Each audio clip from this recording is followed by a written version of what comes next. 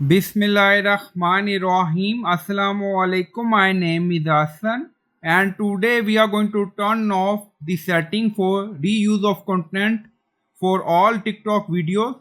So we are in profile. So we are going to disable setting for all TikTok videos. On top right, you see three line hamburger menu. So click on it, and then you see setting and privacy option. So again click on it. So we are in setting and privacy section. Now you see privacy. So again click on it. So we are in privacy section. Now you see multiple option, and then you see interaction. Now you see reuse of content. So click on it, and then you see option allow reuse of content from everyone. So click on it, and then you see reuse of content. Who can reuse your content? Everyone or friend?